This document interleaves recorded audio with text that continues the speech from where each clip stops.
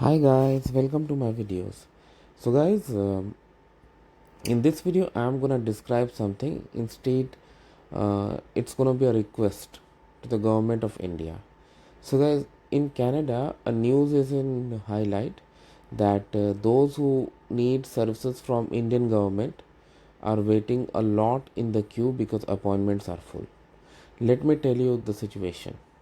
So, if you are in Canada and if you need a visa to India, you want to apply OCI, you want to get renewed your Indian passport, you want to get a police clearance certificate. How do you get that?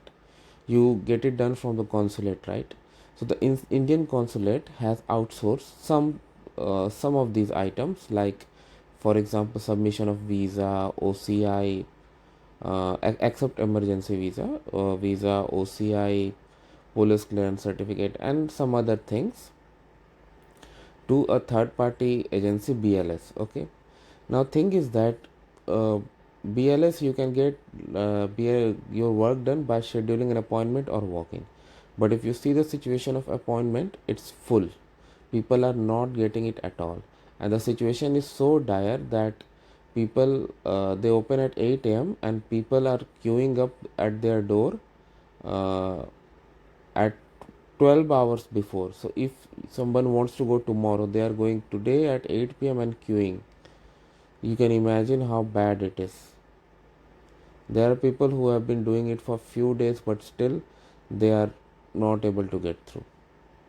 And I watched some articles, some videos about it. It's really deplorable because lot of them have like reasons, like somebody has a wedding in the family, somebody has a relative who is ill. There could be n number of reasons, right? So how did we reach up to this place, and what is the solution? So this is where I'm gonna put my opinion. I know there could be some political reasons also, but I won't go into any kind of politics because I have always kept politics out of my channel, and still I won't get into any politics. So guys, a few years back in 2019, I had when in 2018 I had surrendered my passport, and I did not apply to um, OCI immediately because I had a trip planned early in 2019. Instead, what I did, I went to India on a tourist visa.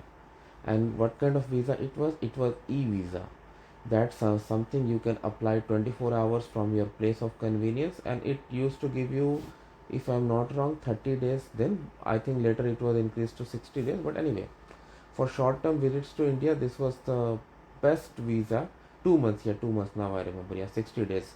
So for short term visits to India, e visa was really the best option because you got to do absolutely nothing.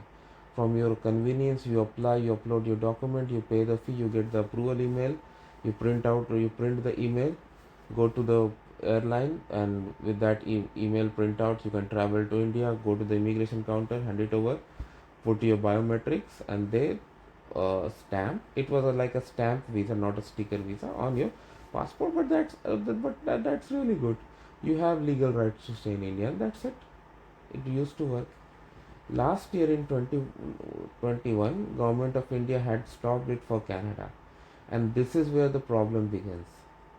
Lot of people, those who are going to apply, they are applying for uh, visa to India. Now if you don't apply through this e-visa channel, the other way is like you apply for the visa through BLS, and then uh, most of the candidates have to be present at the center, do their biometrics. Like first they need to fill the form online, then go there with their documents, do biometrics, submit, and then it takes around 30 days to get the visa done. So imagine how much difference it is creating.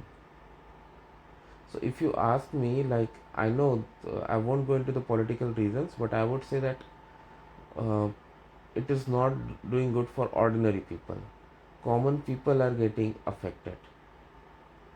A lot of these people, those who are being affected, have their relatives and other very important reasons to travel to India, and they are like struggling to get the proper document, because without proper documents they won't be allowed to board the flight. So on one hand, government of Canada and India have allowed now unlimited flights, so we will see more flights, uh, more direct connectivity between India and Canada, and indirect connectivity down the line, no doubt about it. But at the same time, this process needs to be improved. This is what I would say. So in my opinion, some things that can be done.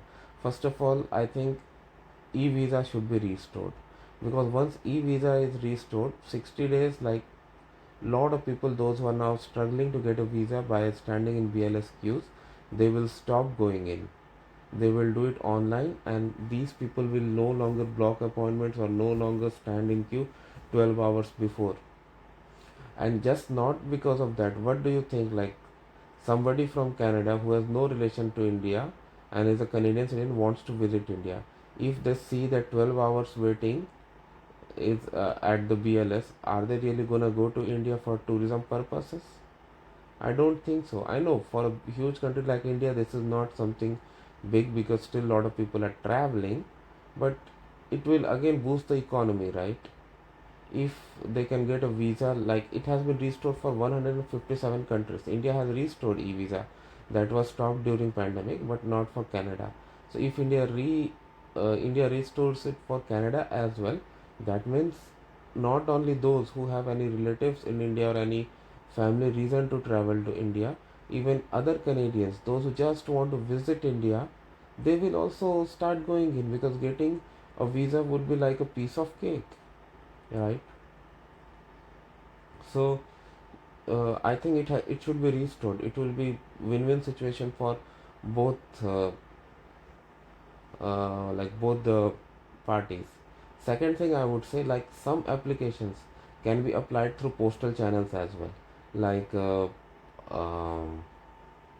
OCI for example. So those applications that can be applied through postal, I would suggest applicants to go for it, so that they don't have to stand and increase the crowd. Third thing I would say, that some changes can be done in process as well, like for tourist visa also, if they take application as postal and then collect biometrics at the airport like they do for e-visa, that will also allow so many people to go for the postal application, and it will reduce the crowd. Then a lot of people apply for police clearance certificate, because police clearance certificates are required for various purposes, including applying for Canadian PR or citizenship. So here comes the thing, like you can like you can apply it from Indian consulate, but you can also apply it from your local police station in India as well. Like when I had applied for my citizenship, I had got the police clearance certificate from my local police station in India. So I had asked my relative who went to the police station and got the process. I mean, in my state, I was asked to send an email with the details and all, and then there was a process. So they followed. So if you guys go for this channel, it will help you, because then you don't have to go to BLS, and ultimately they just require the scan copy, right? So I had followed this method and I was through. So if candidates follow this method, still it will help to reduce the crowd. And ultimately I would request the government of India to increase the number of BLS centers, because you know that a huge Indian diaspora uh, live in Canada, especially in and around cities like GTA. So if you have one office in Toronto, one in Brampton, one in Mississauga, I'm not sure about that. Like you have very few offices which cannot take such a huge load, and that is why such a huge crowd is being gathered. And every year, or I would say every day, more and more Indians are coming in Canada, right? So something needs to be done. More centers are required at this moment, more staff are required. Like something needs to be done. The capacity needs to be increased. Either have more staff, more counters, or establish more centers, because now it's not just in GTA where significant Indian diaspora is living. Even if you go out of GTA, you go to Niagara, you go to Kitchener, you go to other areas, Barrie, there also a lot of Indian people are living. So if you open a center over there, people those who are in those areas, they will go to that center instead of coming to GTA, right? So I think this is high time it needs to be done. So thanks for watching this, guys. I'm also gonna put the link to the video articles, I would say, where you see that how people are struggling to get Indian visas.